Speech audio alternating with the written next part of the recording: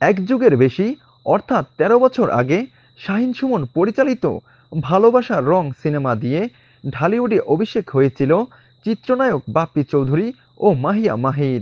সিনেমাটি সে সময় ব্যবসা সফল হয়েছিল এবং এর মধ্য দিয়ে ঢালিউড পেয়েছিল একটি নতুন জুটি। এরপর তাদের দুজনকে আর একসঙ্গে পাওয়া যায়নি।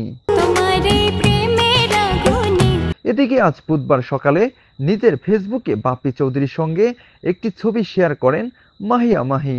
ছবিটির ক্যাপশনে লেখা ১০ বছর পর বন্ধুর সঙ্গে।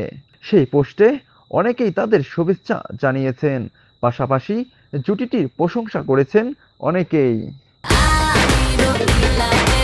কেউ কেউ আবার তাদের জুটিকে মিস করেছেন জানিয়েও মন্তব্য করেছেন। জানা গেছে বাপ্পি ও মাহি দুজনেই এখন যুক্তরাষ্ট্রে অবস্থান করছেন। সেখানেই একত্রিত হয়ে আড্ডার ফাঁকে ছবিটি তুলে সামাজিক যোগাযোগ মাধ্যমে শেয়ার করেন অভিনেত্রী।